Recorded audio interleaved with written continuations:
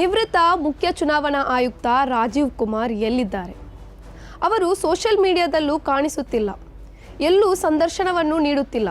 ಹಿಮಾಲಯಕ್ಕೆ ಹೋಗಿ ಏಕಾಂತವಾಗಿ ದಿನಗಳನ್ನು ಕಳೆಯುತ್ತೇನೆ ಎಂದು 2025ರಲ್ಲಿ ನಿವೃತ್ತಿಯ ಸಂದರ್ಭದಲ್ಲಿ ಅವರು ಹೇಳಿದ್ದರು. ಆದರೆ ಅಲ್ಲಿಗೆ ಹೋದ ಬಗ್ಗೆಯೂ ಮಾಹಿತಿ ಇಲ್ಲ. ವಿದೇಶಕ್ಕೆ ತೆರಳಿದ್ದಾರೆ ಎಂಬ ಸುದ್ದಿಯೂ ಹರಿದಾಡಿತು, ಆದರೆ ಆ ಬಗ್ಗೆಯೂ ಸ್ಪಷ್ಟತೆ ಇಲ್ಲ. ಅವರು ನಿಜಕ್ಕೂ ಎಲ್ಲಿದ್ದಾರೆ? ನಿಗೂಢವಾಗಿ ಉಳಿಯಬಹುದಾದಂತಹ ಯಾವ ಪರಿಸ್ಥಿತಿ ಅವರಿಗೆ ಎದುರಾಗಿದೆ? Your brand deserves more attention, more leads, more growth. From powerful digital marketing that drives results to smart software solutions that streamlines your business and high quality printing that makes your brand stand out. Tundeja Publicity. 2024ರ Lok Sabha ಚುನಾವಣೆಯು ಬಹು ಚರ್ಚಿತವಾಗಿತ್ತು, ವಿವಾದಕ್ಕೂ ಕಾರಣವಾಗಿತ್ತು.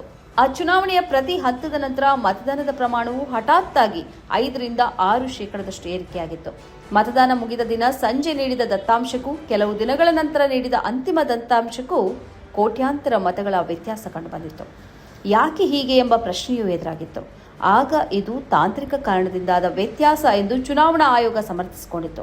ಆದರೆ ಈ ವಿಷಯದಲ್ಲಿ ಆ ಬಳಿಕ ಯಾವ ಸ್ಪಷ್ಟೀಕರಣವೂ ಸಿಗಲಿಲ್ಲ.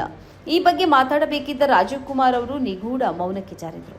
ಈ ಮತಗಳ ವ್ಯತ್ಯಾಸದ ಬಗ್ಗೆ ರಾಜೀವ್ ಕುಮಾರ್ ಅವರು ತಾಂತ್ರಿಕ ತೊಂದರೆಯ ಕಾರಣ ನೀಡಿದ್ದರೂ ಕೆಲವೊಂದು ಅನುಮಾನಗಳು ಈಗಲೂ ಉಳಿದುಕೊಂಡಿವೆ. ಪ್ರತಿ ಮತಗಟ್ಟೆಯ ಮತಗಳ ಲೆಕ್ಕ ಇರುವ ಫಾರ್ಮ್ 17C ಅನ್ನು ಸಾರ್ವಜನಿಕವಾಗಿ ಬಿಡುಗಡೆ ಮಾಡಲು ಆಯೋಗ ಸಿದ್ಧವಾಗಿರಲಿಲ್ಲ.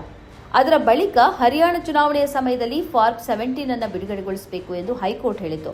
ಆದರೆ ತರಾತುರಿಯಲ್ಲಿ ಕೇಂದ್ರ ಸರ್ಕಾರ ಮತ್ತು ಚುನಾವಣಾ ಆಯೋಗ ಸೇರಿಕೊಂಡು ಕಾನೂನಿಗೆ ತಿದ್ದುಪಡಿ ಮಾಡಿದ್ದಲ್ಲದೆ ಫಾರ್ಮ್ 17C ಕೊಡಲಾಗದು ಎಂಬ ನಿಯಮ ಮಾಡಿಕೊಂಡಿತು. ಇದರಿಂದ ಅನುಮಾನಗಳು ಇನ್ನಷ್ಟು ಹೆಚ್ಚಾಯಿತೇ ಹೊರತು ಸಮಸ್ಯೆ ಪರಿಹಾರ ಕಾಣಲಿಲ್ಲ.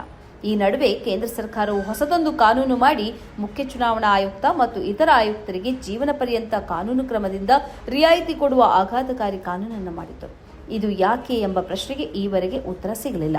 ಮತ್ತು ರಾಜೀವ್ ಕುಮಾರ್ ಅವರ ಮೌನ ಮತ್ತು ನಿಗೂಢ ತೆರೆಮರೆಯ ಬದುಕು ಈ ಕುರಿತಂತೆ ಇನ್ನಷ್ಟು ಅನುಮಾನವನ್ನು ಹುಟ್ಟುಹಾಕ್ತದೆ.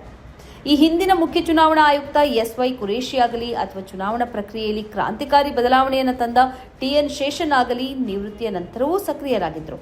ಮಾಧ್ಯಮಗಳಿಗೆ ಸಂದರ್ಶನ ಕೊಡುತ್ತಿದ್ದರು, ಕಾಲಕಾಲಕ್ಕೆ ಅಭಿಪ್ರಾಯಗಳನ್ನು ವ್ಯಕ್ತಪಡಿಸುತ್ತಿದ್ದರು. ಆದರೆ ರಾಜೀವ್ ಕುಮಾರ್ ಮಾತ್ರ ನಿಗೂಢವಾಗಿದ್ದಾರೆ. ಅವರು ಸೋಷಿಯಲ್ ಮೀಡಿಯಾವನ್ನು ಬಳಸುತ್ತಿಲ್ಲ ಎಂಬ ಅಭಿಪ್ರಾಯ ಇದೆ. ಚುನಾವಣೆಯಲ್ಲಿ ಅಕ್ರಮಗಳಾಗುತ್ತಿವೆ ಎಂಬ ಆರೋಪಕ್ಕೂ ರಾಜೀವ್ ಕುಮಾರ್ ಅವರ ನಿಗೂಢ ಮೌನಕ್ಕೂ ಸಂಬಂಧ ಇದೆಯಾ ಎಂಬ ಸಂದೇಹಗಳು ಉಂಟಾಗಿವೆ. ಈ ಕಾರ್ಯಕ್ರಮದ ಪ್ರಾಯೋಜಕರು ಗಡಿಯಾರ್ ಗ್ರೂಪ್ ಆಫ್ ಕಂಪನೀಸ್,